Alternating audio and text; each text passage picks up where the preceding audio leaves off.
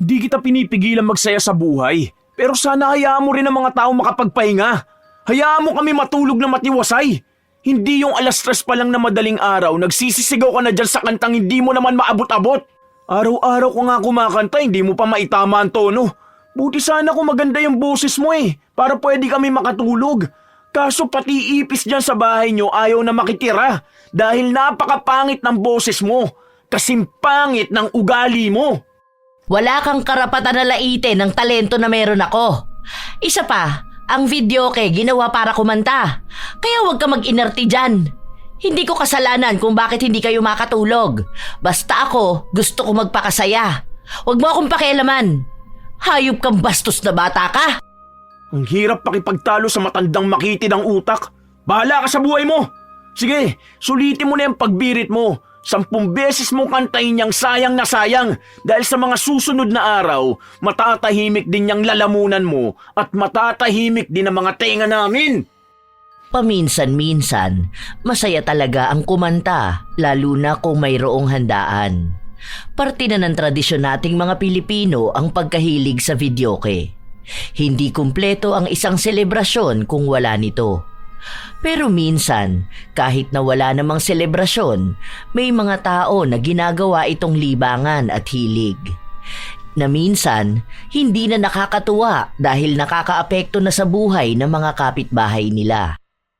Lalo na ang mga taong walang pakundangan kung kumanta at walang pakialam kung may mga tao na ring nagpapahinga na para bang akala nila ay kanila ang buong paligid. Yun din ang magiging dahilan upang may isang taong lumapit sa itim na kapangyarihan dahil sa kanyang galit na nararamdaman. Magagawa pa kayang awitin ang paboritong kanta kung unti-unti nang pinagbabayaran ang mga kasalanang dulot ng galit. Nak, hinaan na muna natin tong videoke. May nagrereklamo kasi. Nagrereklamo? Noong oras pa lang 5:30 pa lang magrereklamo na sila. Pwede naman mag-video hanggang 8 p.m. Yung iba nga dyan, lumalagpas pa ng 10 p.m. Nagre-reklamo ba tayo? May birthday naman ngayon Masyadong papansin yung mga kapitbahay na yan. Matutulog na raw sila Sino nagsabi? Matutulog ng ganitong oras? Hihinaan lang naman. Pwede pa naman kayong kumanta. Basta wag lang masyadong malakas kasi nabubulabog sila May mga pasok pa sila sa trabaho bukas. Anong gusto nila? Bubulong kami sa mic para kumanta? Wisit ng mga kapitbahay na yan Pag tayo, bawal maging masaya. Pag mumumurahin ko yan ng nakamike ako AJ, ano ba? Pinagsabihan na nga tayo. Baka mamaya may barangay na dito. Alam mo naman na pala ang ugali ng mga kapitbahay natin, magmumura ka pa dyan. Bakit kasi kayo natatakot sa mga yun? Ang usapan naman dito hanggang 8 p.m. lang Kapag nag 8 p.m. na, aalisin naman na natin yung videoke. Ang gusto kasi ng mga yan, sila ang kumanta. Ang papangit naman ng mga boses ng mga yan. Minsang celebration na nga lang to, gusto pa nilang pigilan magpakasaya ang mga tao? Bad trip sila. O sige, kahit hanggang mga 6:30. Huwag na kayo magdagdag ng kanta Ubusin nyo na lang yung mga naka-reserve. Hindi hanggang 8 p.m. dito. Hindi sila nagbayad ng videoke Hindi silang gumastos para sa handa na to, kaya wag silang paepal. Kung hindi masaya ang buhay ng mga punyetang yan, wag silang papansin. Kilala ko yan nagsusumbong sa inyo Yung kamag-anak ko noon ni Kapitan, di ba? Yung matandang mahilig kumanta ng sayang na sayang. Yung todo birit sa mga kanta ng Aegis. Alam ko yan. Kasi siya lang naman mahilig magreklamo sa mga kapitbahay natin Lahat dito nirereklamo niya. Pero kapag siyang nag-iingay, walang makapalag kasi mayabang masyado. AJ, kung ano-ano na naman yung mga sinasabi mo Lasing ka na. Basta mamayang 6 p.m. alisin nyo na yan. Matulog ka na rin at pauwiin mo na yung mga barkada mo. 6 p.m.? Ano kaya yun? Parating pa lang iba natin bisita, Basta, makinig ka na lang para hindi na pagsimulan ng away. Kaarawan ng bunsong kapatid ni AJ, kaya mayroon silang handaan sa kanilang bahay. Wala naman siyang pasok sa trabaho bukas, kaya sinusulit na niya ang kasiyahan. Bibihira lang din naman silang maghanda o ang magrenta ng videoke dahil nga ayaw ng kanyang ina ng masyadong maingay. Natatakot kasi ito sa maaaring maging reklamo ng mga kapitbahay nila. Pero si AJ, wala siyang pakialam. Dahil sa lugar nila, pwede pa rin silang mag-videoke hanggang alas 8 ng gabi. Ngunit habang patuloy silang nagsasaya, may naghanap sa kanyang ina. Yon ang matanda nilang kapitbahay na madalas ding mag-videoke kahit na wala namang okasyon. Ano ba? Hindi niyo pa rin papatayin yan? Ang sakit na ng ulo ko. Kanina ko pa gustong magpahinga. Pasensya na po, Ate Milet. Pinahinaan ko naman na kay AJ kaso nandyan din yung mga kaibigan niya. Ang sabi niya mamaya raw pong 7:30 papatayin na nilang videoke. Aba, paghihintayin niyo pa ako ng 1 oras bago makatulog?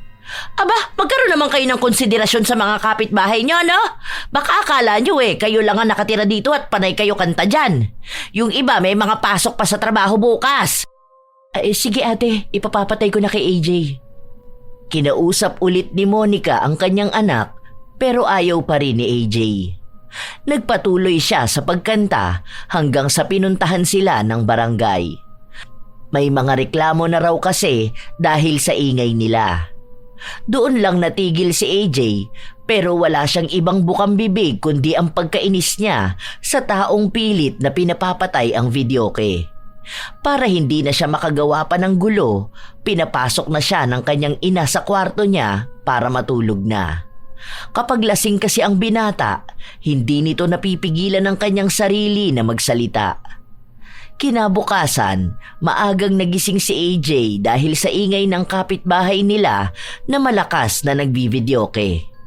Boses pa lang na halos mamaos sa kabibirit, alam na niya kung sino yon. Isip na boses yun, parang tanga.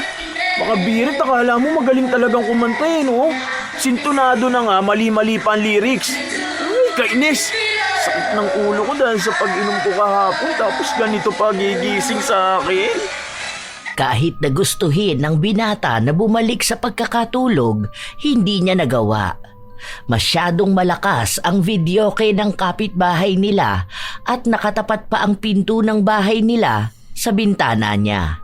Kaya dinig na dinig niya ang ingay. Lumabas na lang siya ng kwarto. Hindi pa siya nagsasalita, alam na ng kanyang ina kung bakit siya nakasimangot. Oh, sakto nakapagluto na ako. Kumain ka na doon, tinola ang ulam. Ayan, masakit ang ulo mo no. Inubos niyo ba naman lahat ng alak Pagkatapos mo dyan, isauli mo na ang mga bote, baka mawala pa yon. O kaya baka mabasag ng mga bata. Hindi ba pwedeng ipabarangay ang kapitbahay natin? Urat na ako sa pagkanta niyan Kung hindi ka magigising sa pagbirit niya na sayang, sa luha naman o kaya sinta.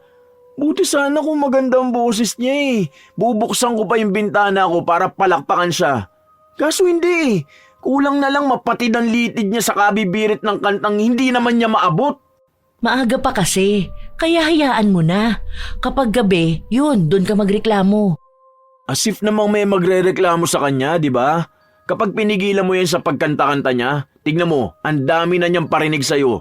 Tapos mag-a-attitude pa yung matanda na yan. Itatapon yung mapanghinyang arinola sa tapat ng bahay mo. Balahura masyado. Tanda-tanda na Aga-aga nababad trip ako. 6:00 pa lang bumibirit na yan Hay nako, kumain ka na doon. Gutom lang yan at hangover. Nagpakalango naman kasi kayo sa alak kagabi. Kahit di naman ako nakainom, sasakit pa rin naman talaga ang ulo ko kung ganyan ba naman yung kapitbahay natin. Dapat yan ang nirereklamo Dapat mamaos yan para naman matahimik ang mga tenga natin. Kahit saang parte ng bahay nila pumwesto si AJ, dinig na dinig niya pa rin ang boses ni Auntie Milet. Mga kanta nitong paulit-ulit nilang naririnig. Ilang araw pa ang lumipas, kahit na may mga pasok sa paaralan o trabaho ang karamihan sa mga kapitbahay nila, palagi pa rin kumakanta ang matanda. May mga nagrereklamo sa kanya at sa halip na patayin o hinaan na lang ang tugtog, mas lalo nitong nilalakasan. Hanggang sa isang araw, pagod galing sa trabaho si AJ at sa pag-uwi niya, nagvivideoke pa rin si Milet.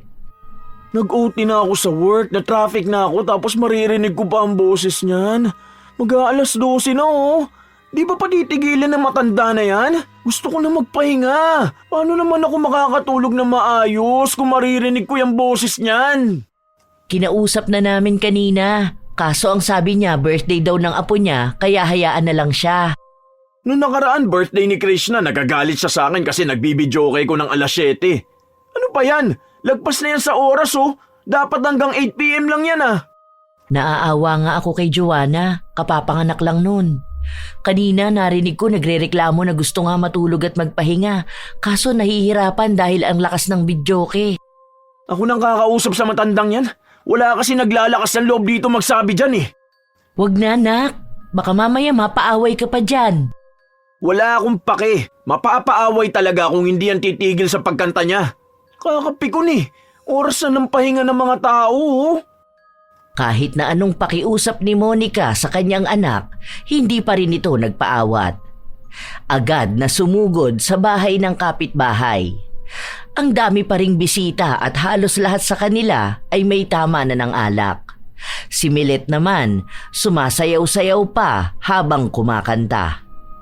Auntie Milet, baka naman pwedeng itigil nyo na tong videoke nyo. Maawa naman kayo sa mga tao. May mga trabaho pang iba dyan oh. May mga gustong magpahinga. Magkaroon naman kayo ng konsiderasyon sa mga kapitbahay nyo.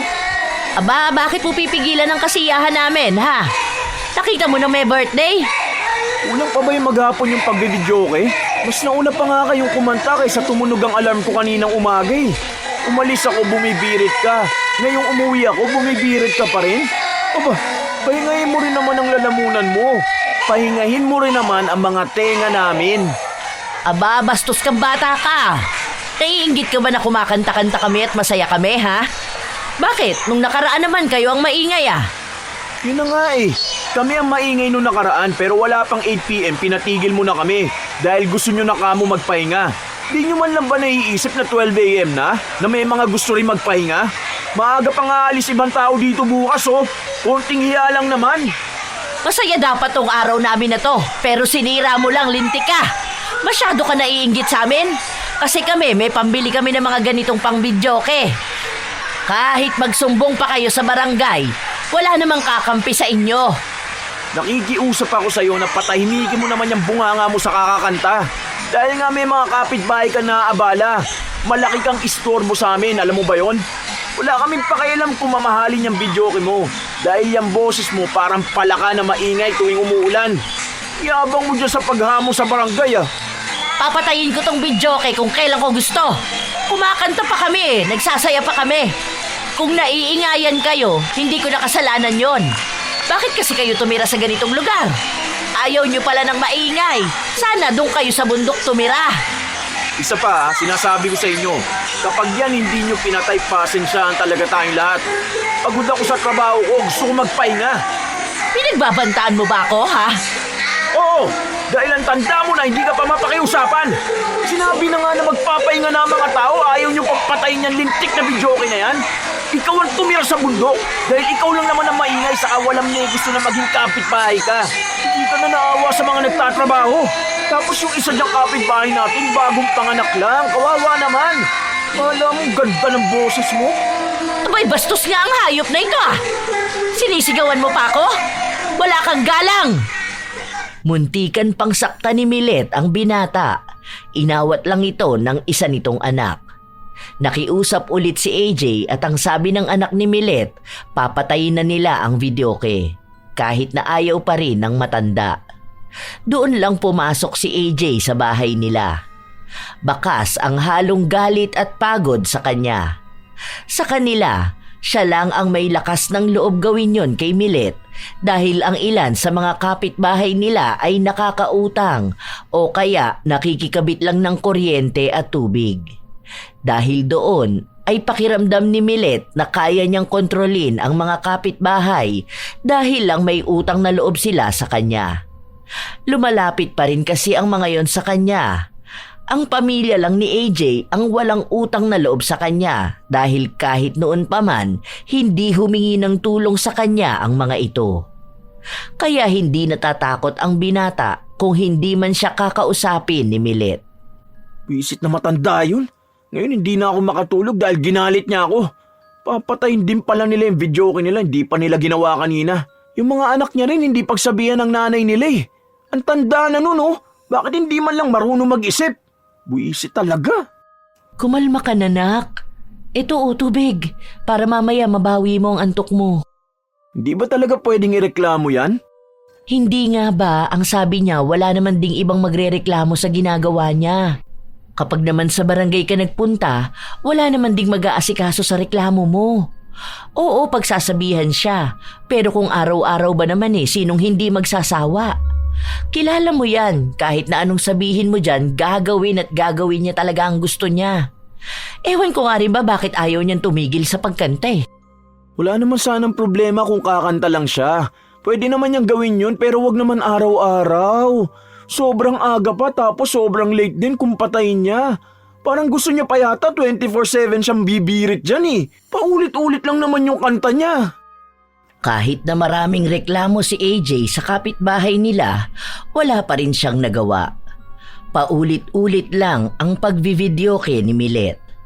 Minsan nga gusto na lang ng binata na lumipat ng bahay para kahit na paano ay matahimik ang buhay nila. Ayaw naman ng kanyang ina na ibenta ang bahay nila. Yun na lang daw kasi ang naiwang alaala ng kanyang asawa. 1 taon pa lang namamatay ang tatay ni AJ, kaya naiintindihan niya ang ina kung bakit ayaw nitong iwan ang bahay. Hindi rin alam ng binata kung hanggang kailan nga ba niya magagawang tiisin ang boses ng kapitbahay nila. Lumipas pa ang mga araw, linggo at buwan. Walang nagbabago sa pag-uugali ni Milet. Minsan, nag-aaway sila ni AJ pero si Monica na ang nagpapatigil sa anak sa kadahilan ng matanda pa rin si Milet at dapat ay iginagalang ito. Isang araw, 3:00 pa lang ng madaling araw, nagising na si AJ dahil nagsisimula ng kumanta ang kapitbahay. Ay, ito na naman. Ang aga-aga pa. Diyos ko po. Bigyan sana ako ng magandang mood ngayon.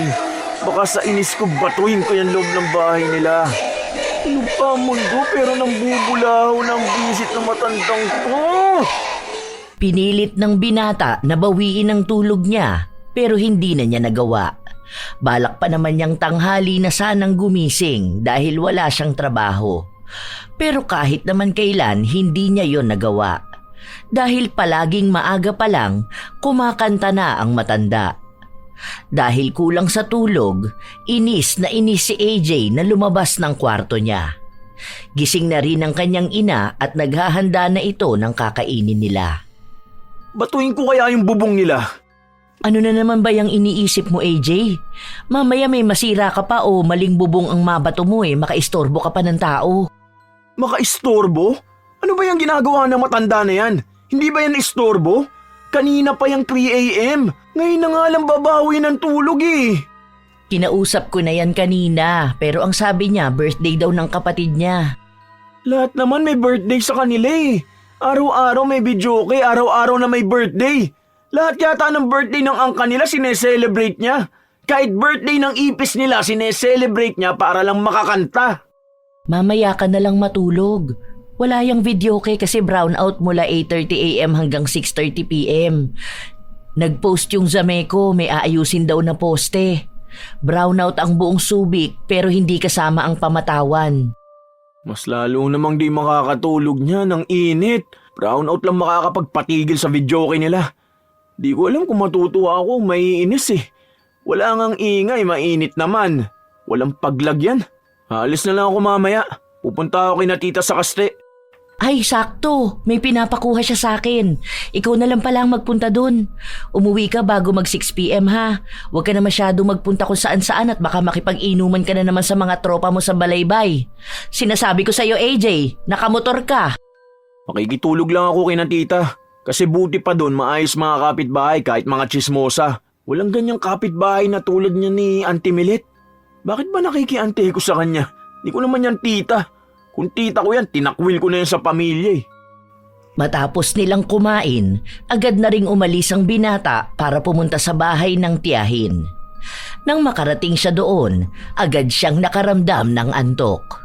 Hindi naman na sila nagtanong sa kanya, basta nakitulog siya roon. Minsan kasi ganun ang ginagawa ni AJ, lalo na kapag bumibisita siya sa tiyahin niya. Iisa lang ang anak ng tita niya at iyon ang pinakakasundo niyang pinsan sa lahat. Bandang 3:00 na ng hapon nang magising siya. Ay, buti naman nakabawi ng tulog. Ang sarap. Kung ganito lang sana katahimik sa bahay, siguro hindi ako palaging pagod at antok sa trabaho. Ikaw pala yan, AJ. Kala ko kung sino. Oh, wala ka rin pasok? Di ba brownout buong Subic? Sarado yung shop namin, malamang. Galing lang akong kaste. Pinuntahan ko si April. Hulaan ko. Di ka na naman nakatulog dahil dun sa nawawalang member ng Aegis, no? Ano pa ba? Malamang. Sipin mo 3 a.m. nagbidyoke. Unang kanta pa niya, luha. Yung mga nakikinig sa kanyang maluluha talaga eh. 3 a.m. magbibidyoke ka? Buti nga brownout dun eh. Tahimik buhay ng mga kapitbahay. Kaso nakakaawa dahil ang init pa naman ngayon. Kung ganyan kapitbahay ko, alam mo, papakulam ko yan. Ay, malapit na talaga. Pinag-iisipan ko na. May kilala ako dun sa nagbunga. Magaling yun namang kukulam. Meron pa dun sa Matain. Pero hindi ko alam kung buhay pa yun kasi matanda na. Seryoso ka ba? Oo nga. Kapag gusto mo ipakulam yun, tara, puntahan natin. Isa mo naman nalaman niya mga ganyan. Di ba naikwento ko sa'yo, yung ex ni April, pinakulam niya? Yung nagbabanta sa kanya na ikakalat yung mga nude photos niya? Doon kami una nagpunta sa Matain. Kaso hindi ko alam kung ano nangyari. Basta sabi lang ni April, di siya nasiyahan eh. Kaya doon kami nagpunta sa nagbunga. Mukhang mas maganda doon kasi halatang expert yung mangkukulam. Lalaki pa yun. Totoo ba talaga? Huwag mo akong pinaglololo ko, Jonjon ha. Pektusan talaga kita dyan. Tanga, hindi ako nagbibiro. Totoo nga. Gusto mo, puntahan natin ngayon para maniwala ka eh. Pero Friday lang siya tumatanggap na magpapakulam. Parang ayoko. Malapit pa naman na ang Holy Week. Natatakot ako baka anong mangyari. Ang sabi nila, mas maganda nga kapag ganyang panahon ka magpapakulam. Mas malakas dyan dahil patay si Jesus. Yun lang ang narinig ko Kaya nga yung iba gumagawa ng mga ritual ng ganyang panahon eh. O kaya yung mga gamit nila sa mga black magic, mas lalo nilang inaasikaso. Narinig ko lang yung kay April. Hilig nun sa ganyan eh. Kaya nga sabi ko sa kanya nakakatakot naman kapag naghiwalay kami. Baka bigla ako ipakulam. Sagot ba naman sa akin, depende raw kung anong dahilan ng hiwalayan namin. Hindi mawari ni AJ kung bakit tila ba bigla siyang naengganyo sa sinabi ng kanyang pinsan. Naniniwala naman siya sa mga kulam dahil sa mga napapakinggan niyang mga kwento. May mga nababasa rin siya tungkol sa patunay na meron ngang tao na kayang gawin yun. Hindi niya lang sigurado kung handa na nga ba siyang gawin yun sa kinaiinisan niyang kapitbahay. Wala naman siyang balak na patayin yun. Ang gusto niya lang ay patigilin yun sa pagkanta. Ilang araw pa ang lumipas, palaging tinatanong ng binata ang kanyang sarili kung dapat nga ba niyang gawin yun. Lalo pa sa araw-araw din naman ay sinusubok ang pasensya niya. Okay ka lang, ma? Oo, medyo nahihilo lang ako. Ang sakit ng ulo ko eh. Uminom ka na ba ng gamot? Magpahinga ka kaya muna. Tulog ka. Oo, uminom na ako ng gamot. Hindi lang ako makatulog. Masakit siyang ulo nyo dahil sa puyat eh. Ang aga nyo nagigising tapos late na kayo natutulog. Di ka rin naman makatulog kapag tanghali dahil may birit ng birit sa kapitbahay. Ay, siguro nga. Ilang araw na halos 3 hours lang ang tulog ko eh. Nahihilo nga ako palagi. Minsan nakakatulog ako ng tanghali lalo na kapag sobrang antok ko. Pero hindi talaga ako makatulog ng diretso. Halos lahat ng kapitbahay natin ganyan. Tapos yung taong dahilan kaya nagkakasakit kayo, ayan, kumakanta ng sayang na sayang. Hirap pakiusapan eh. Pwede naman siguro kahit 2 oras na videoke kung talagang hindi niya mapigilan yung sarili niyang kumanta. Di ba yan nananawa sa ginagawa niya? Di man lang ba napapagod ang bibig niya? Di ba yan natutuyaan ng laway? Tapos nagdagdag pa ng kalahi niya. Salitan silang kumanta.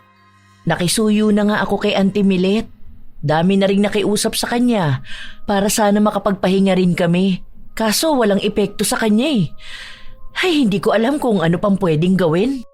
Kausapin ko nga ulit yan. Bahala na kung magkagulo kami ngayon. Di pwedeng ganyan. Walang tulog at pahinga ang mga tao sa kakakanta niya. Dami na nagkakasakit eh. Baka sa mukha ni AJ ang inis niya. May mga kapitbahay sila na nasa labas at halata sa mga mukha nilang pagod na rin sila sa pinaggagawa ni Milet. Sa inis ni AJ, pumasok siya sa loob ng bahay ng matanda at siya ang humugot ng saksakan kahit na nasa paboritong parte na ng kanta si Milet. Ano bang ginagawa mo? Alam mo kumakanta ako eh. Damang-dama ko na at handa na akong bumirit. Wisit ka! Ano bang problema mo ha? Basta ka pumapasok sa bahay ko, alam mo ba na pwede kitang kasuhan? Ikaw pa ngayon na may lakas na loob na magkaso? Tignan mo nga yung pinaggagawa mo sa mga tao nakakarinig ng boses mo. Lahat kami pagod na. Parang sumpay ang boses mo sa pandinig namin eh. Maawa ka naman sa mga kapitbahay mo. Oh.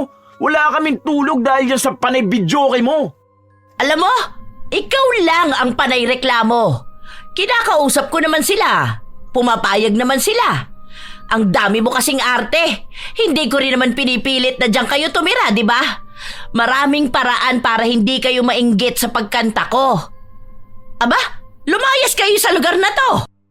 Ah, talagang kami pa mag-adjust sa'yo, ha? Kapal talaga na mukha mo. Aba, ayos. 100 lang score mo sa akin.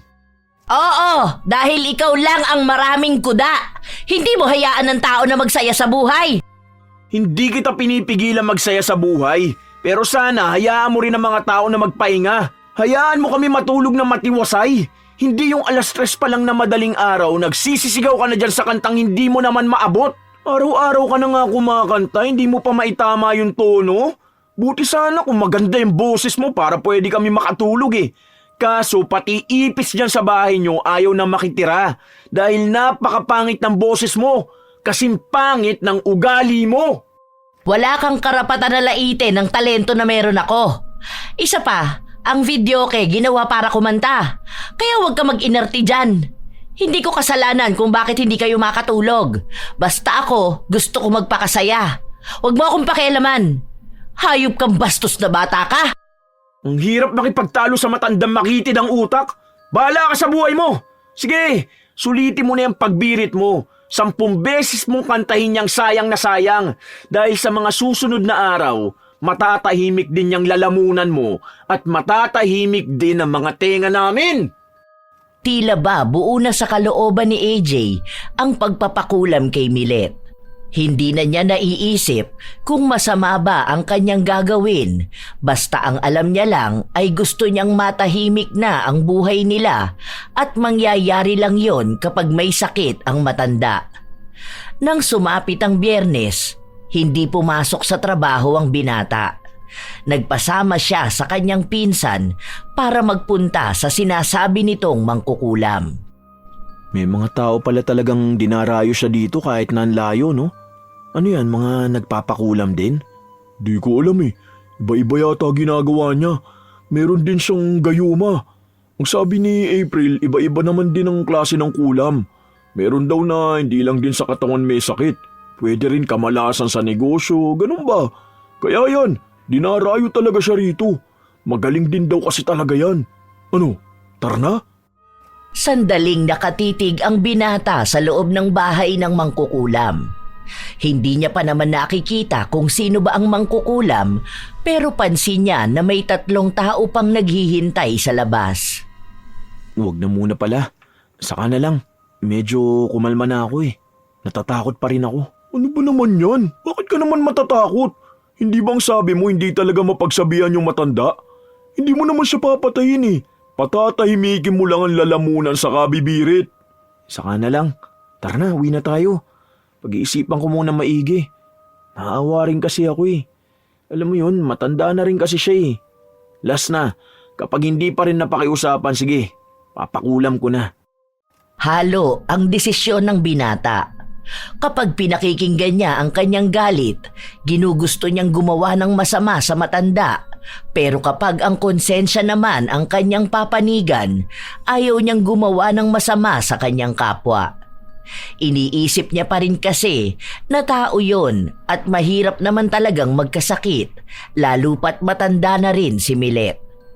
Nang makauwi siya sa bahay nila, malayo pa lang ay dinig na niya ang videoke. Pagpasok niya sa bahay, naabutan niya ang ina na naglilinis. Kanina pa yan kumakanta, ma? Hindi, kabubukas lang yan.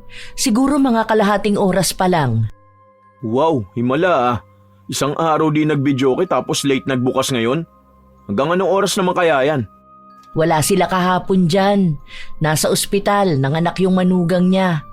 Kauuwi lang yan eh. Pagkauwi nga, nagbukas agad ng videoke. Ayos ah, miss na miss masyado. Maganda talaga kapag wala siya dyan, no? Kasi talagang payapa yung buong barangay. Sana may kasama yan sa bahay nila na tatakpan yung bibig niya para hindi kumanta. Kaso nga, mga kasama niya sa bahay, mga bingi na rin yata eh. Saan ka pala galing ha? Akala ko pumasok ka ngayon. Wala ma. Nagkita lang kami ni John kasi nagpapatulong siya sa akin dun sa motor niya. Inaantok pa naman ako. Aga ko umalis kanina. Hindi maintindihan ng binata kung ano bang nararamdaman niya. Bumabalik na naman ang pagkagusto niyang ituloy ang plano niyang ipakulam si Milet, pero gusto niyang pag-isipan itong mabuti dahil natatakot siya sa maaaring maging balik sa kanya. 2 araw pa ang lumipas, bumabalik na naman sa ginagawa niyang maagang pambubulabog ang matanda, kaya hirap na naman silang makapagpahinga. Isang gabi, nakatulala lang si AJ sa sala kung saan pinag-iisipan niyang maigi ang mga hakbang na gagawin niya. O bakit? Hindi ka makatulog? Lagi naman eh. May iniisip lang ako ma. Naniniwala ka ba na may masamang balik sa isang tao ang pagpapakulam? Bakit bigla mo naman niyang naisip? May napanood kasi ako kanina sa TikTok. Tapos yun, naisip ko lang bigla kung totoo ba yung ganun o hindi. Totoo naman siguro, pero hindi naman yun magandang paraan para gumanti sa isang tao. May napanood akong lumang pelikula na may kulam na ganyan. Sa tingin ko lang para kasing hindi makatao. Paano naman kung yung ipapakulam mo hindi rin naman makatao? Parang sa paraan na yun, matututo siyang mali pala talaga ang ginagawa niya. Parang magiging aral lang sa kanya. Naku, ewan ko. Pero ikaw, wag mong gagawin yon. Masama yung ganon. Hayaan mo na magbago ang isang tao o kaya ipagdasal mo na lang na magbago pa siya. Kasi kahit na kailan, hindi magandang humiling ng masama sa kapwa mo kahit na gaano pa siya kasamang tao. Doon lang napagtanto ni AJ na mas matimbang pa rin sa utak niya ang paglapit sa kulam. Hindi na niya naiisip kung makakabuti ba ito sa taong ipapakulam niya, pero ang alam niya lang, mas makabubuti ito sa kanilang lahat. Hindi na rin kasi madaan sa pakiusap ang matanda. Ang kailangan na lang ni AJ, maghintay hanggang sa susunod na Biyernes. Halos 1 linggo silang walang pasok. Ang dapat na maayos na pahinga sa bahay ay hindi niya magagawa dahil patuloy pa rin ang videoke ng kapitbahay nila.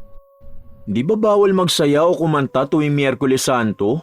Wala talagang paawat yang si Auntie Melet ano? Narinig ko nga kanina yung anak niya. Pinagsabihan siya pero ayaw makinig. Ang sabi niya wala naman daw yung ganong paniniwala. Para lang daw yun sa mga ipokritong may debosyon tuwing mahal na araw. Ha? Grabe naman na yan. Di na talaga magbabago yung matanda na yan. Akala ko noon kapag may mga ganyang edad na marunong na gamitin ang utak. Pero may mga tao palang habang tumatanda lalong kumikitid ang utak. Ayaw pang napagsasabihan. Kesyo raw matanda na siya at nung kapanahunan nila, ang mga bata dapat nananahimik lang. Yun nga ang problema. Ewan ko, ako rin napapagod na dito sa bahay. Iniisip ko na nga na ibenta to para umalis na tayo. Naaawa na ako sa inyo ng kapatid mo eh. Lalo na't nag-aaral yun, tapos maagang pumapasok. Kapag uuwi ng hapon, hindi man lang makaidlip. Tapos ikaw, maagang nagigising, sa halip na nagpapahinga pa bago pumasok sa trabaho. Akala ko po ayaw niyong ibenta tong bahay dahil kayo ni Papa ang bumili nito. Bunga rin to ng pagsisikap niyong dalawa. Ayoko naman talaga kung may pagpipilian lang ako. Kinausap ko na kasi yung mga tita mo, tapos nabanggit ko sa kanila yung nangyayari rito. Ang sabi nila, mas mahalaga naman ang kalusugan nyo. Kasi sa totoo lang, yung iba nating mga kapitbahay, umalis na rin. Ang hirap naman kasing pakisamahan ni Ate Milet. Hindi na ma, huwag nyo ibebenta tong bahay na to. Dahil alam kong mahirap para sa inyo na pakawalan ng memories nyo ni Papa. Hayaan nyo, darating ang araw na matitigil din niyang matanda na yun sa pagkanta-kanta niya. Patatahimik din tayo, makakapagpahinga na maayos. Sana nga, nak. Kasi kung magtatagal pa, malaki ang magiging epekto nun sa inyo. Ayoko naman na magkasakit kayo dahil lang sa hindi kayo nakakapagpahinga, di ba? Habang ang ibang tao ay ginagawa ang taunang debosyon tuwing Semana Santa, si Milet naman ay patuloy sa mga kanta niyang paulit-ulit na naririnig ng mga kapitbahay niya. Nakatambay lang si AJ sa labas ng bahay nila. Pinagmamasdan ang ilang mga tao na nagtatakip ng tenga tuwing madadaan sa bahay ng matanda. Napansin niya ang kapitbahay nila na halatang masama ang pakiramdam dahil isang buwan pa lang naman ang nakalilipas ng mga nakyon. Galing yon sa loob ng bahay ni Milet. Agad na lumapit ang binata para magtanong.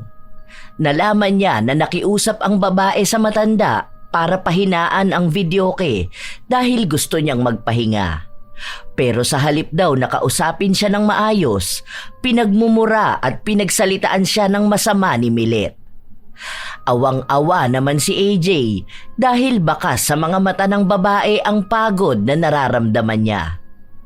Ilang sandali pa, siya naman ang kumausap kay Milet. Pero napansin niya na nasa loob ng bahay ang asawa ng kapitan ng kanilang barangay. Ano na naman ang tinatayo-tayo mo dyan, ha? Pagbabawalan mo na naman akong kumanta. Ano ba sa tingin mo? Hinaan mo naman yan. Hindi naman yan malakas. Hindi talaga yan malakas para sa'yo. Paano bingi ka, di ba? Semana Santa. Baka naman pwede lang naman, di ba? Semana Santa pala. Bakit hindi ka magpapako sa krus? Para din malaman mo kung paano maging mabuting tao at maging magalang sa mga nakatatanda sa'yo, hindi ba? Marunong naman akong gumalang, sadyang di ka lang kasama doon. Kasi sino ba namang gustong galangin ka kung ikaw di mo ginagalang ang mga tao sa paligid mo? Sige, okay lang kumanta ka dyan. Sana naman, pahinaan mo na. Mas maingay pa tong videoke mo kaysa dun sa mga nagbabasa ng pasyon sa kubol. Wala akong pakialam at wala ka rin dapat pakialaman, okay? Gusto mo magsumbong ka sa barangay? Titigil ako kapag sila ang nagpunta rito. O kaya, ipapulis mo na lang ako. Matapang ka lang dahil nandyan ang asawa ng kapitan. Dapat ikaw rin pagsabihan mo yung kaibigan mo. Hindi yung asawa ka na nga ng kapitan, hindi ka pa marunong makisama sa mga kabarangay mo. Aba, talagang matapang ka magsalita, ah. Wala kaya tang kinatatakutan, ah. Sana kung matatakot, ha? Sa mga pagbabanta nyo na pag-iinitan kami? Aba, subukan mo para mas magkaalaman tayo. Ikaw ang matakot dahil hindi ako mapagbantang tao. Pero sinisiguro ko sa'yo na pagsisisihan mo itong mga ginagawa mo sa amin. Ayon, galing na sa sarili mong bibig. Ang ibig lang sabihin niyan, may balak kang masama sa akin. Kapag ako napahamak, ikaw lang ang sisisihin. Ang kapal mo naman. Ako talaga?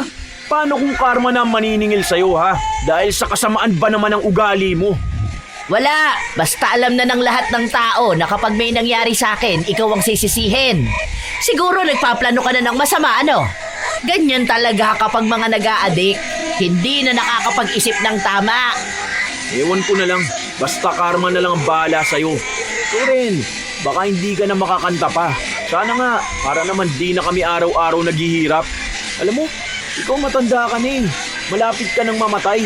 Dapat nagpapakabuti ka. Kapag ikaw namatay, walang pupunta sa burol mo. Kasi wala naman silang magandang alaala sa'yo eh. Aba, talaga nga naman. Pinapanalangin mo pa na mamatay na ako? Kung hindi ka nga naman talaga demonyo. Ako pa ngayon ang demonyo, ha? Abay, oo! Halata naman dyan sa mga pinagsasasabi mo eh. Ganyan talaga ang mga dyablo. Pinapamahalaan na ang mundo, lalo na ngayong Semana Santa. Hindi ko na alam ang sasabihin ko. Tawang-tawa ako sa'yo. Hindi tumigil ang binata sa pangaasar sa matanda niyang kapitbahay. Kahit na halos hindi na makahinga si Milet sa inis. Dinadaan na lang ni AJ sa ganitong paraan para maalis ang inis na nararamdaman niya. 2 araw pa ang hinintay niya bago sumapit ang Biyernes. Muli siyang bumalik sa mangkukulam kasama ang kanyang pinsan. Sa pagkakataon na ito, sigurado na siya sa nais niyang gawin. Wala na ang pagdududa kahit na may katiting na awa. Iniisip niya na lang na gagawin niya to para sa pamilya niya at sa mga taong naiistorbo ni Milet. Tuluyan mo na kaya? Yung kulam na tigok talaga. Huy, ayoko. Huwag ganun. Kawawa naman yung tao. Mas makukonsensya naman ako lalo niyan. Baka kahit na tahimik na sa lugar namin, di pa rin ako makakatulog sa kaiisip ng ginawa ko. Gusto ko yung mild lang. Yung hindi halata. Yung pwede pa rin siyang mabuhay, pero hindi na makakakanta. Mali mo lang naman, di ba? Kasi mas maganda naman yung ganun. Buti na lang walang ibang kapitbahay nyo na nagpakulam sa kanya para mamatay na, no? O baka meron kaso natatakot lang din. Lalo na ngayon, isipin mo, si mahal na Santa tapos magpapakulam ka? Kinukonsensya mo ba ako? Tanga, may nakukonsensya bang nagpapakulam? Malamang ginawa mo na yan eh.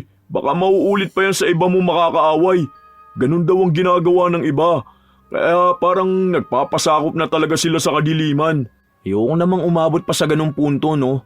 Kaunting aral lang gusto ko ibigay sa kanya. Para, di ba, kapag nalaman niyang mali yung ginagawa niya, tapos nagbago siya, saka ako ipapaalis yung kulam sa kanya. Paano naman kung ayaw na magbago? Ano gagawin mo? Bahala na siya sa buhay niya. Siya lang din naman ang makakaalam sa sarili niya kung may mali ba siya eh. Basta ang gusto ko, maging malawak naman ang utak niya para maintindihan ang kalagayan ng mga tao sa paligid niya. Hindi umatras si AJ nang makausap na niya ang mangkukulam. Sinabi niya lang dito kung ano ba ang gusto niyang maranasan ni Milet. Saglit lang din natapos ang ritual na ginawa nila dahil madali lang din naman ang gusto niyang parusa sa kinaiinisan na kapitbahay. Ilang araw pa ang lumipas bago tuluyang nagkaroon ng pagbabago kay Milet. Pero kahit na ganun, hindi pa rin tumitigil ang matanda sa pagkanta niya. Isang araw, sinadya ni AJ na tumambay sa harapan ng bahay ni Milet dahil bintana niya ang katapat nun. Nagpanggap siyang naglilinis. "Huwag ka nga diyang tumayo! Naiinis ako makita ang pagmumukha mo!" Aba, ayos ka dyan ah. Nakikita mo naglilinis ako oh. Ang panghirito sa bintana ko. Alam ko dito mo itinapon yung arinola mo. Kala mo ba hindi ko malalaman ha? "Bakit ako ang pinagbibintangan mo? Mabaho talaga dyan sa bahay niyo!" Auntie Milet, noon pa man gawain mo na magtapon ng ihi sa bahay ng iba. Lalo na kapag kinaiinisan mo. At kapag pinagsasabihan ka dyan sa panay videoke mo. Tignan mo nga oh, di ka pa rin tumitigil dyan sa panay kanta mo. Paus ka na nga eh. "Ay, wag mo pakialaman ang boses ko! Kakanta ako kahit na kailan ko gusto!" Okay, wala namang makakapigil sa'yo, di ba?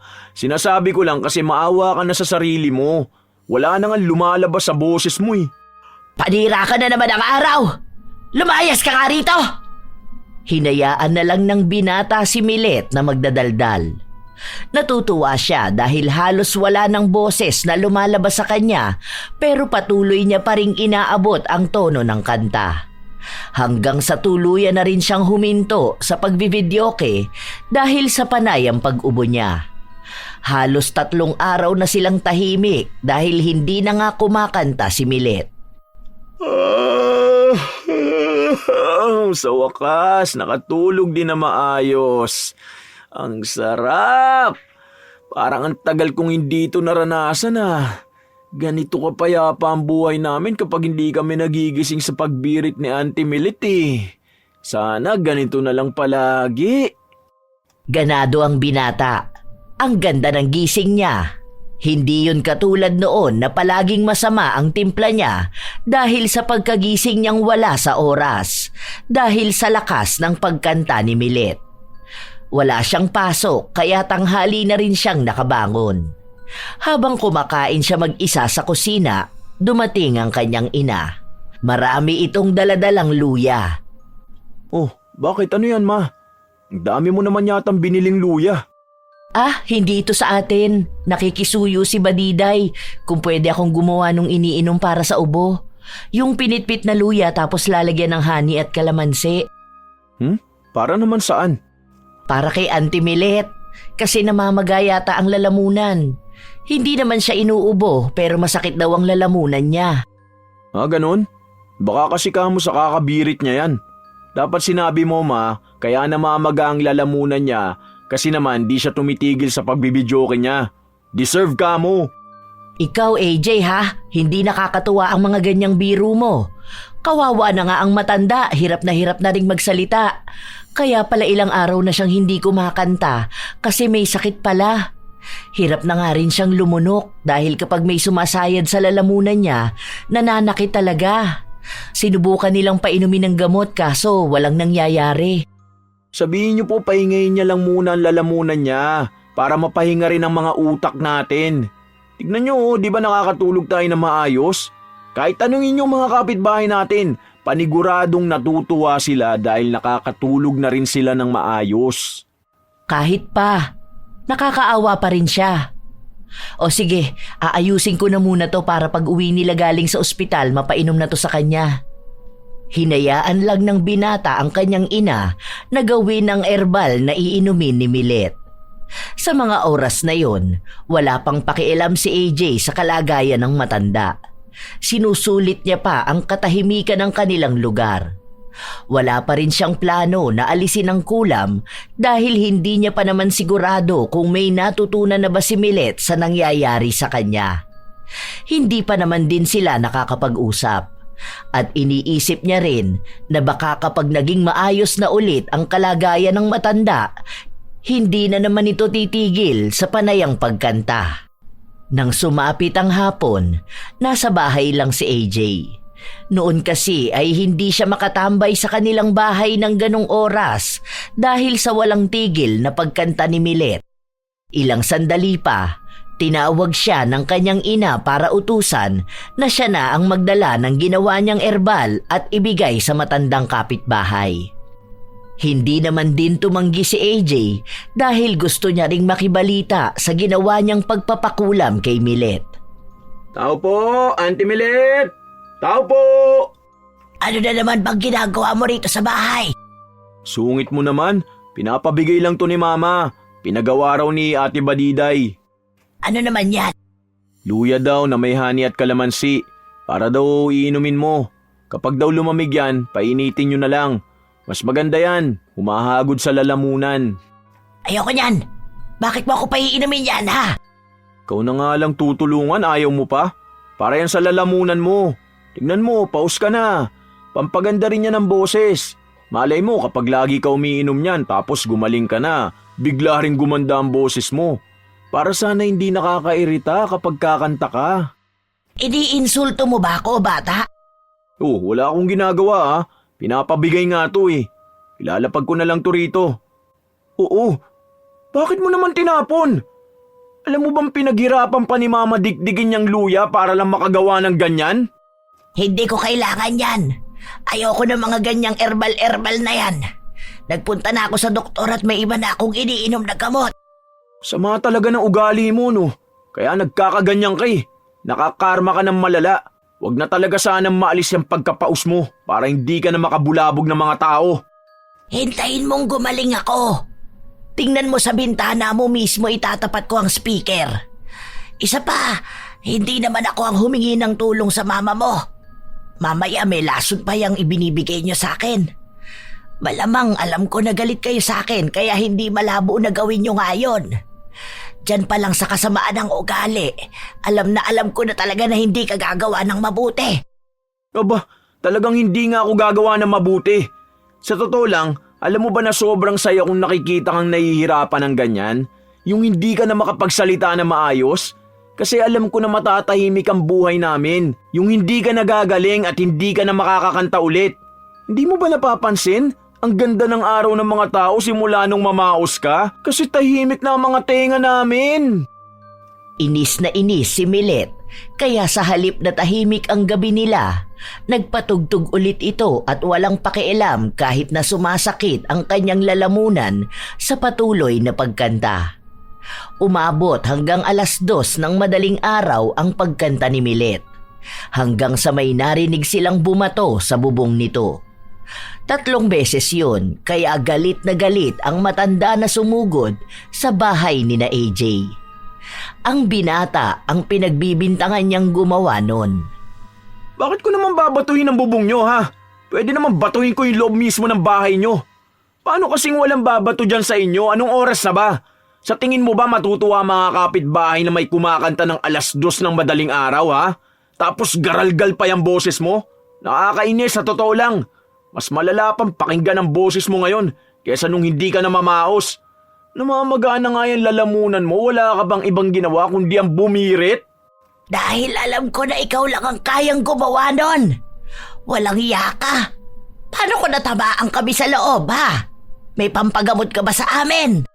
Sinabi ko na nga hindi ako, di ba? Ako lang ba ang kapitbahay nyo? Ayan ang mahirap sa inyo nang bibintang kayo nang hindi nyo naman nakita. Ante Milet, hindi po talaga si AJ ang gumawa nun. Kanina pa siya nasa loob ng kwarto niya. Hindi ko nakita na lumabas yan. Ay sos! Malamang pagtatakpan mo yan. Anak mo yan eh. Kahit na mali na ang ginawa niya, todo kampi ka pa. Alam mo, Monica, dapat inaayos mo ang pagdidisiplina dyan sa anak mo. Hindi yung isa ka pang konsentidor sa ginagawa niya. Sinabi ko na nga na hindi ako, di ba? Di ka ba makaintindi, ha? AJ, tama na yan. Huwag kang sumigaw. Paano pa ulit-ulit siya na sinasabi? Hindi nga akong bumato sa bahay nyo. Hindi mo kasi maintindihan na ang dami naiinis sa'yo. Ano ba kasing problema mo? Bakit ba hindi mo matigil-tigil yung pagbibidyoke mo? Pumasok ka na sa kwarto mo, ako na ang makikipag-usap. Oh, huwag ka na magsalita. Pumasok ka na.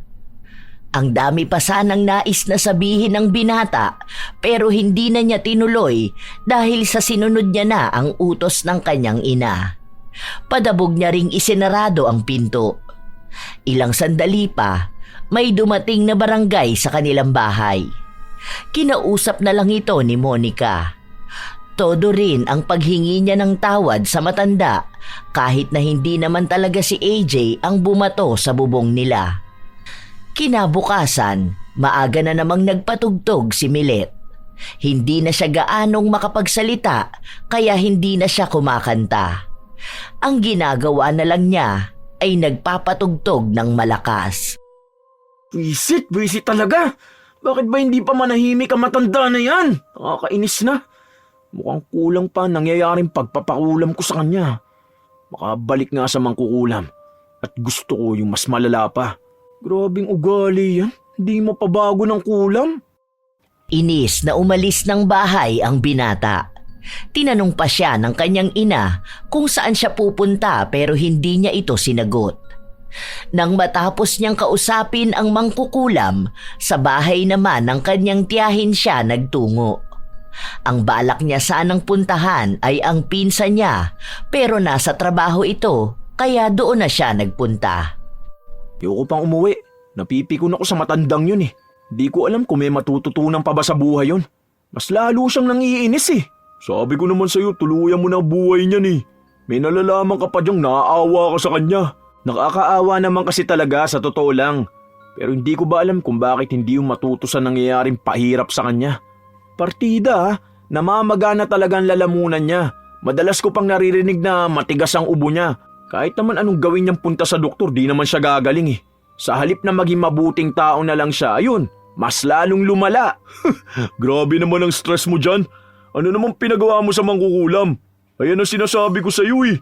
Kapag nasimula mo na talaga magpakulam, di ka na niyan titigil. Gagawin at gagawin mo yan paulit-ulit. Kasi alam mo na yun lang ang magiging kakampi mo. Tama ako, di ba? Sa kanya lang no. Wala naman akong balak na palalain pa. Kaso, nakakainis naman na kasi siya eh. Sobra yung kasamaan ng ugali niya. Alam mo yung dapat nagpapahinga siya tapos mapapansin niya na mas payapa nga ang paligid kapag hindi siya nagsisisigaw sa mic. Ganun lang naman ang gusto ko eh. Kaso naman, mas lalo siya nang aasar. Nagpatuloy ang binata na maglabas ng hinaing niya. Hanggang sa sumapit na ang gabi, doon lang siya umuwi sa kanilang bahay. Naabutan niyang walang ingay, kaya malamang ay umeepekto na nga ang dagdag kulam na pinagawa niya para kay Milet. Para malaman ang mga nangyayari, nagtanong siya sa kanyang ina. Buti naman tumigil na yung tugtog ng matanda na yan. Naku, sinugod siya sa ospital. Sobrang sakit daw ng lalamunan niya. Nagpapatulong nga sa akin yung anak niya na kung pwedeng ako muna ang magbantay sa nanay nila dahil may mga trabaho sila. Wala naman daw ibang kapitbahay na gustong tumulong sa kanila. Malamang, wala talagang tutulong sa kanya. Gusto rin ng mga kapitbahay na wala siya sa bahay nila. Kasi kapag naging maayos yun tapos bumalik dito, malamang wala na naman tulog ang mga tao. Doon na lang kamo siya sa malayo. Sinabi ko naman sa'yo, AJ, masama yung ginagawa mong ganyan, di ba? Tao pa rin si Auntie Milet. Sana po yan din ang iniisip niya noon, na mga tao rin tayong nahihirapan siyang pakisamahan.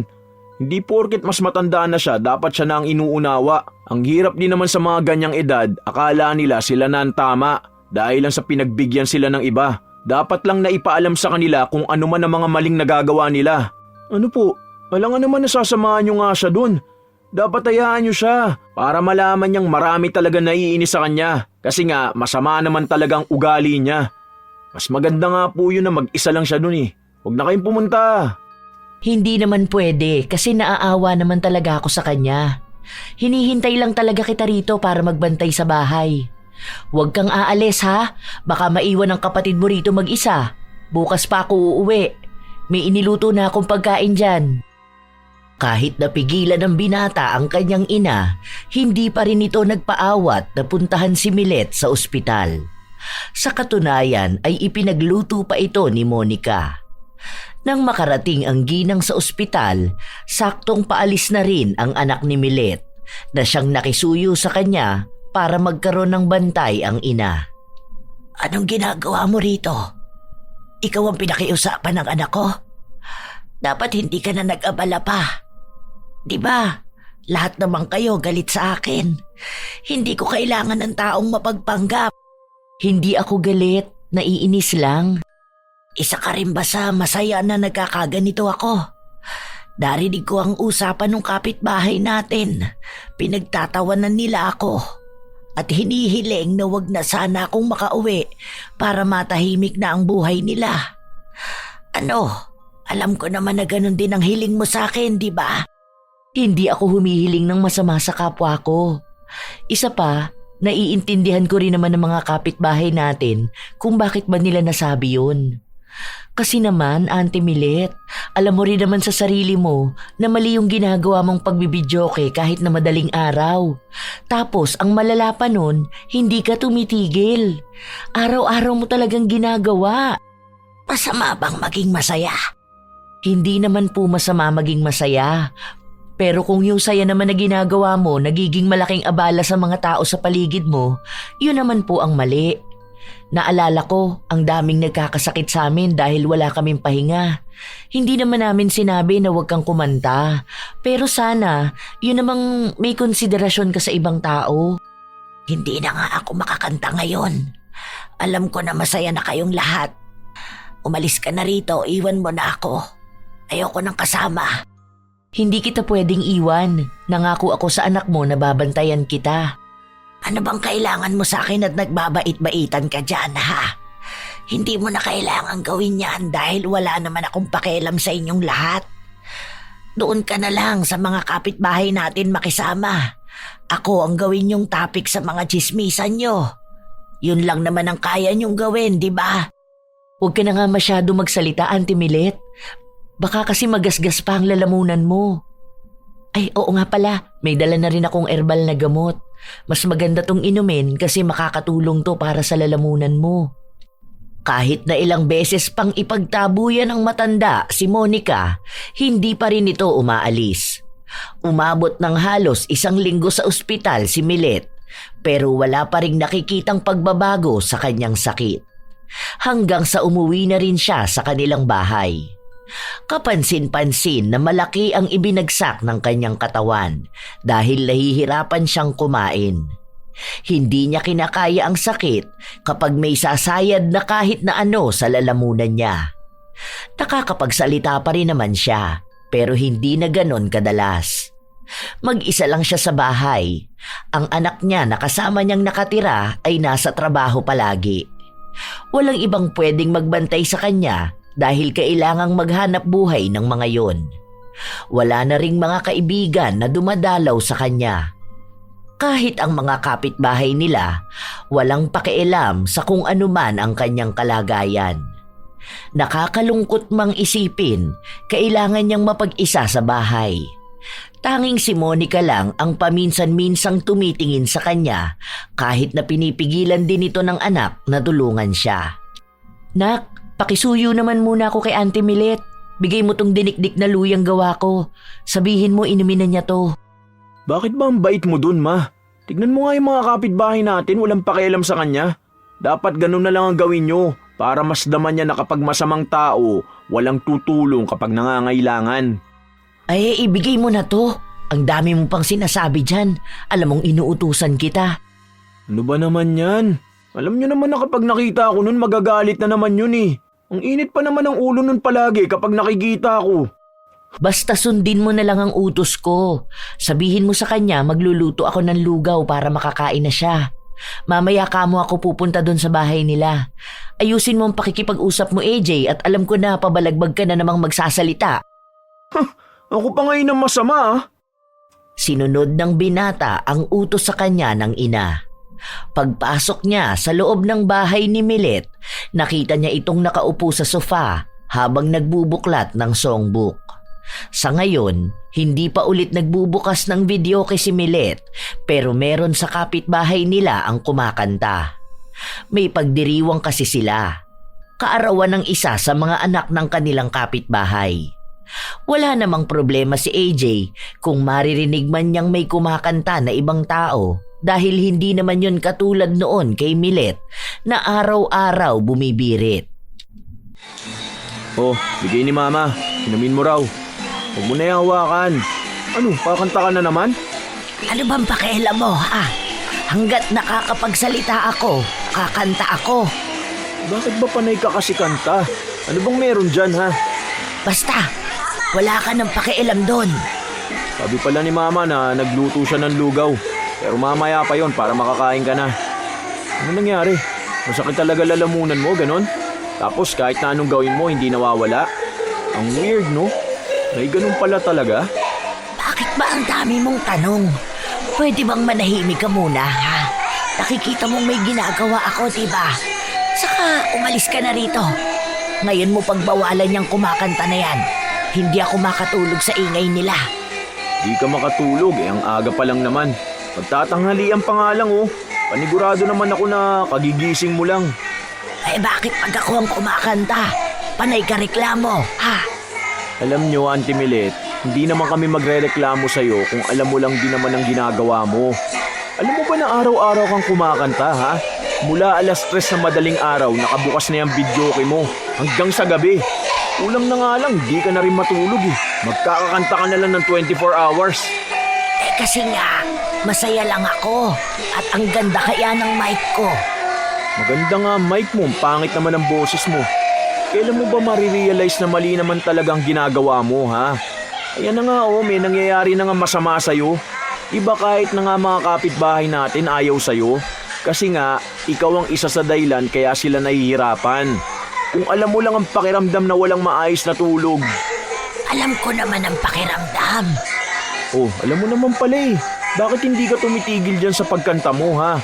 Kung hindi pa yan mangyayari sa lalamunan mo, hindi ka titigil eh. Ito lang kasi yung nagpapaalis ng lungkot ko. Kapag maingay kasi ang bahay ko, hindi ko nararamdaman na mag-isa lang ako. Noon kasi, nung nabubuhay pa ang asawa ko, palagi kaming kumakanta sa videoke. Kahit na ang pangit ng boses ko, gusto niya pa rin naririnig. Simula nung mamatay siya, hindi na ulit ako humawak ng mikropono.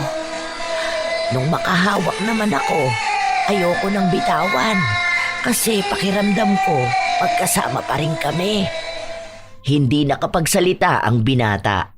Parang nakaramdam siya ng sakit sa mga salitang sinabi ni Milet. Hindi umaangat ang tingin ng matanda.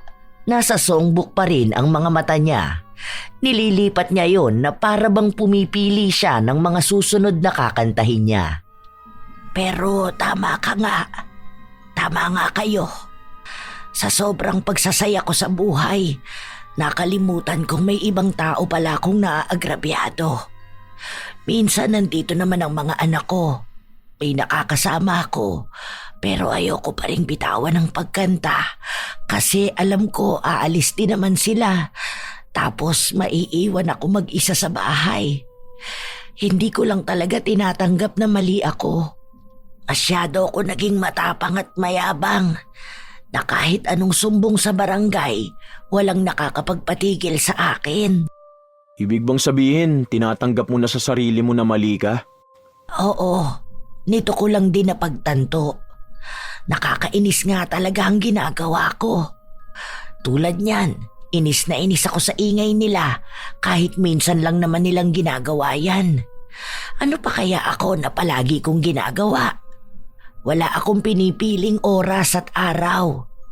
Pasensya ka na ha. Pasensya na kayo. Totoo ba yung sinasabi mo? Tignan mo, kapag gumaling ka niyan, wala ka na namang gagawin kundi ang kumanta. Bubulabugi mo na naman ang buhay naming lahat. Kung gagaling pa nga ako, diba? Hindi ko rin alam kung makakakanta pa ba ako. Kukunin na kasi yan bukas. Kukunin? Sinong kukuha? Yung pinagbentahan ko.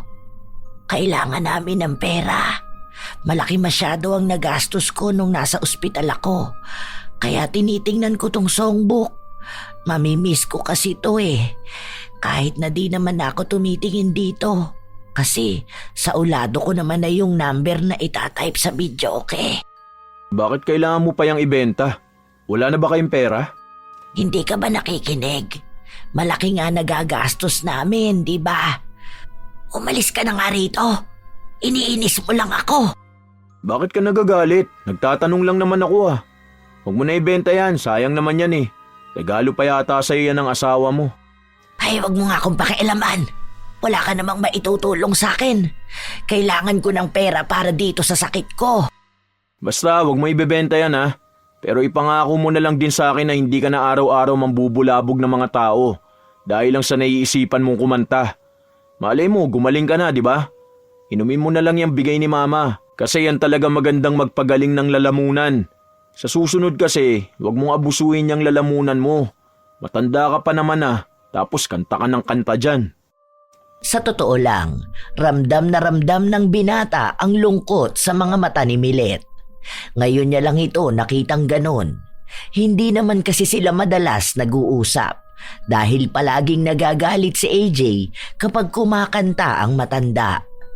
Nang araw din na yon, nakipagkita ang binata sa kanyang pinsan para magpasama sa mangkukulam.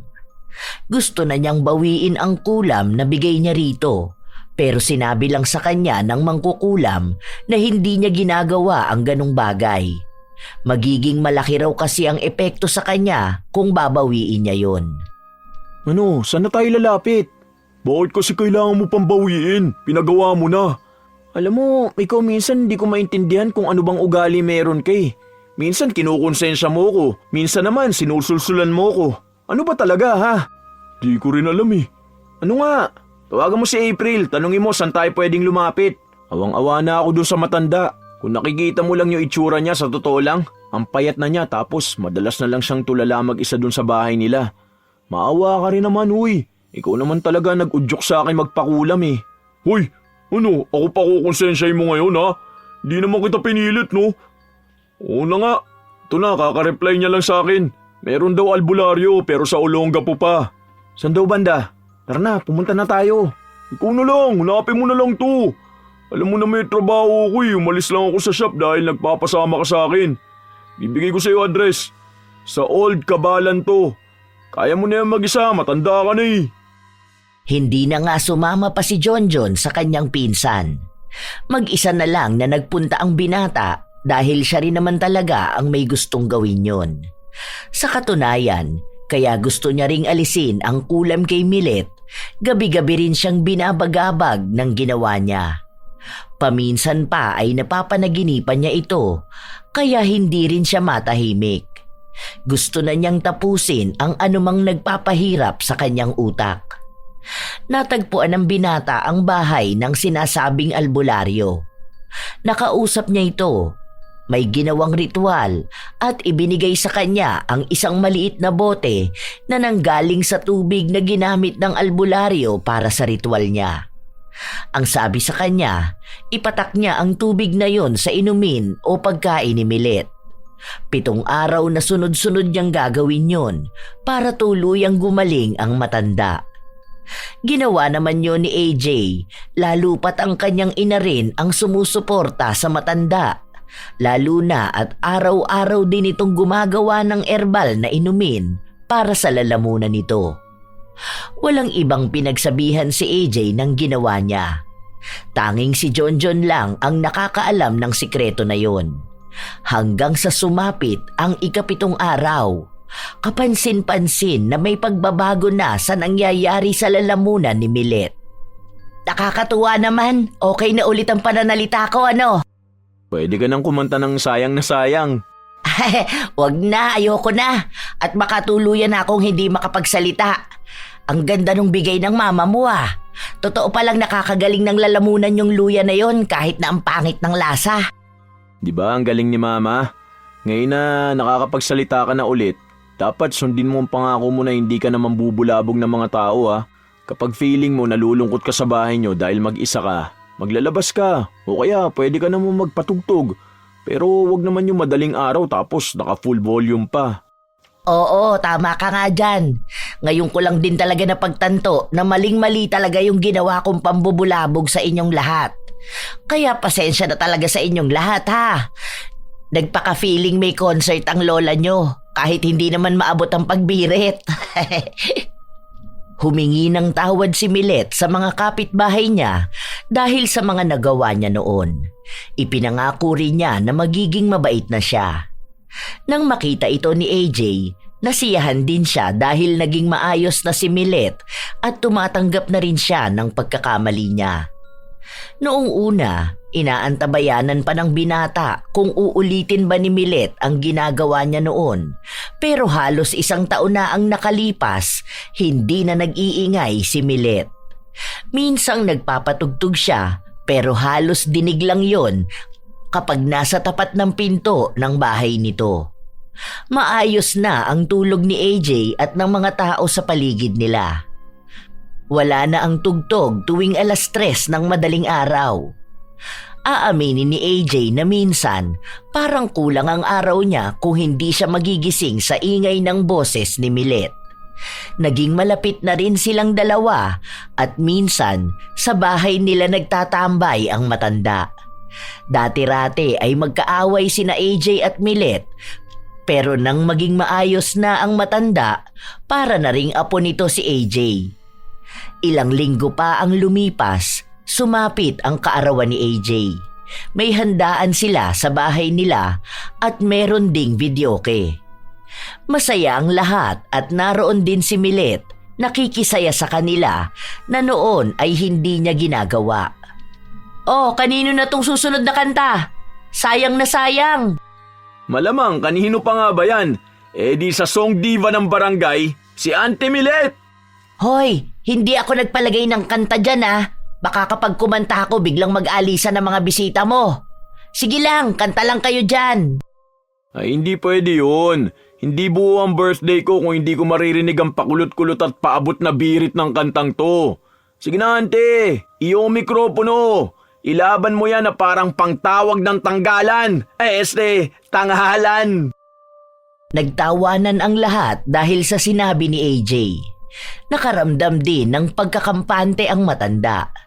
Hindi na rin niya pinigilan ang kanyang sarili na kumanta. Sobrang saya ng kanyang damdamin dahil damang-dama niya ang ginagawa niyang pagsabay sa musika. Kahit pa isigaw niya ang buo niyang lakas para sa kanta, walang nagagalit sa kanya.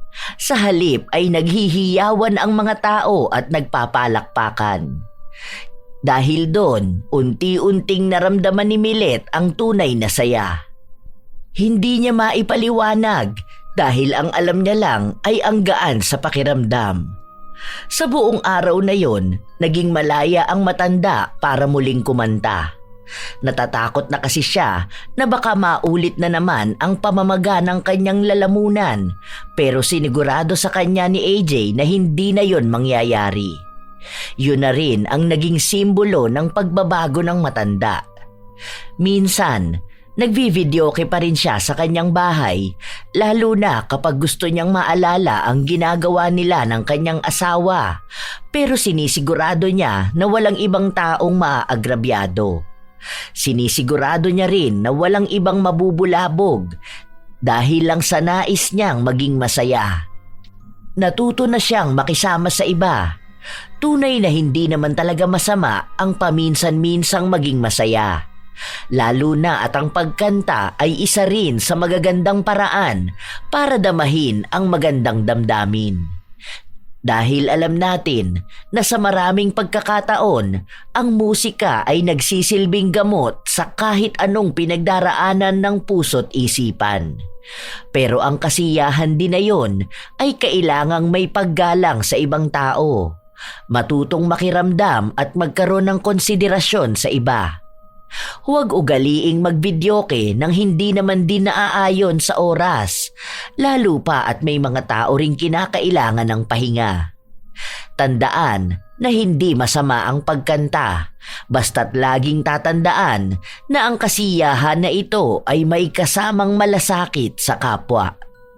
Kayo ba mga apo? May mga karanasan din ba kayo sa mga taong walang konsiderasyon basta't maging masaya lang sila sa pagvivideoke? Kung kayo ang nasa pwesto ni AJ, tingin nyo ba tama ang ginawa niyang pagpapakulam at ang pagpapatawad?